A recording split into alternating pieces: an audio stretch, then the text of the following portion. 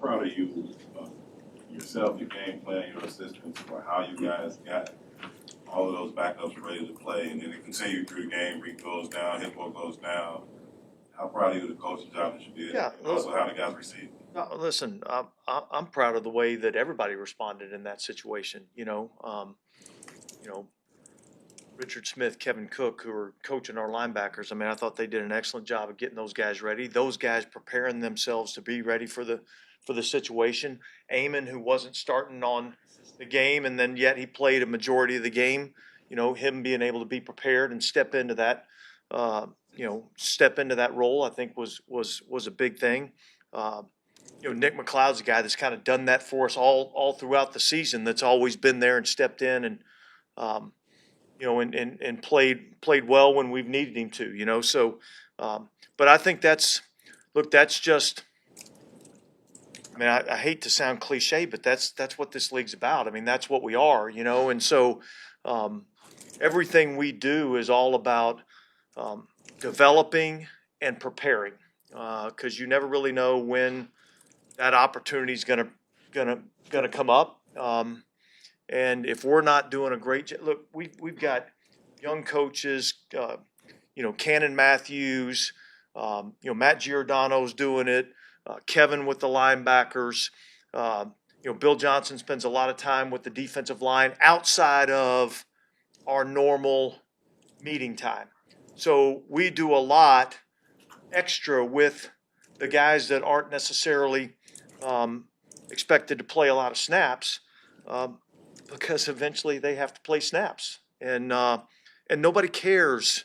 I mean, 90% of the world doesn't care about your problems. The other 10% is glad you got them. So, that's the way we operate. Speaking of problems, you got the Tush. How do you prepare for that? Yeah. What do you tell you guys? Yeah. Look, I mean, obviously, we saw it twice last week.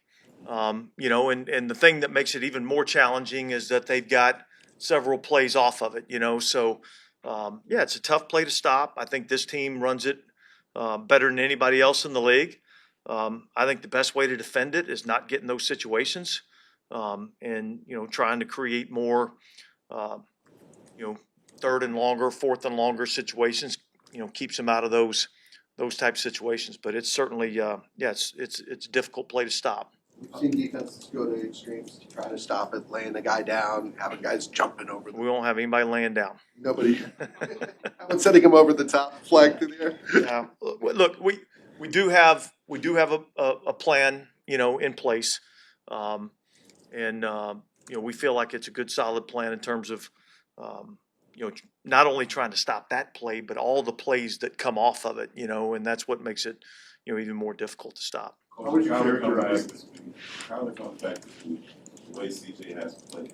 I mean, it's a good problem to have. I'm sure you can figure it out. But what are you thinking in terms of how you go about deploying? Yeah, look, I mean, obviously, we're going through the game plan process and putting all that stuff together. And like you said, it's a good problem to have. And we'll have a plan to try to utilize all the pieces that we have to the puzzle. We'll try to utilize those to the best of our ability to try to get ourselves in the best position to be successful. And so, it's no different than the offensive coach that you've got all these offensive weapons. There's only one football. How do you distribute the ball to all of them? At some point, everybody's going to have a role to play. What that role is going to be from week to week may change. But we'll have a plan in place. How would you characterize the two plays that Nashon's made the last 2 weeks and with the interceptions? You don't even see Pro Bowl receivers making those type of catches on a regular basis. Yeah, look, I mean, I feel like I stand up here every week and say these things like it's a credit to the player. I mean, the player is really he comes here every day, he goes to work, he's always positive, he's always trying to do exactly what we're coaching him to do. Again, I think, our assistant coaches do a great job with these guys. But I think if you're smart and you got some talent and you're willing to work, then I think us as coaches and the staff that Ben's put together, I think we can help you become a better football player, and I think he's exactly that. I mean, he's smart, he's got athletic ability, and he works extremely hard. And when you put those three things together, you tend to improve. Another really good problem to have, but it's up with Tyreek's injury, but Jalen comes back. You put Deshaun on the bench. Well, look again, like I just said, like everybody's going to have a role. He's certainly earned the right to play. What that role is, will each and every week may change. But we're going to try to find ways that if we have a guy that we think can help us, win games, we're going to try to find ways to get him on the field. Nick was talking about how Vic Fangio's defense, how he sees other defenses really kind of molding aspects of that. What's your respect level for a guy like Vic, and kind of what do you take from somebody like his defensive vision that throw into your own scheme? Yeah, look, I think everybody in the league pays attention to what other teams are doing, especially guys that have been as successful as Vic's been throughout his career. He's outstanding at what he does everywhere he's been. He's coached top-level defenses, go all the way back to the freaking Dome Patrol back in New Orleans. He was part of all those things. So got a lot of respect for him and what he's been able to accomplish defensively. And certainly we try to look at his tape and see what he's doing that can marry up to some of the things that we're trying to get accomplished. With DeMarco, obviously you have some history with him. What can you see from him that tells you can trust him in that role? And what are some of the things that you do with these guys to make sure they are ready to? Yeah, look, I've been in the room with him a lot, so I know how he works. I know how he prepares, and he prepares himself every week as if he was the starter. And so it just so happens that last week he kind of knew early in the week that this was going to be the role that he was going to be in, and he had a lot of time to get himself ready and prepare. But you can't do that in 1 week. You do that throughout the course of the entire season, with how you prepare each and every week and how you study the game plan and how you pay attention in the meetings.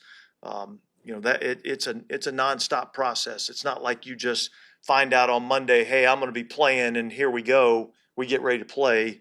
It's constant, striving for daily improvement in all areas. So, I felt confident in our guys going out there and playing, just because I know the amount of work that they put in. And look, it's not always perfect, but I thought those guys, Eamon, I thought stepped in and did a really nice job, cut it loose out there, and had a lot of production for us. So I think that's what we're trying to build here, where everybody feels like they've got they're part of this, and they've got a piece, and they have an accountability to each other because, we're all counting on everybody in this room.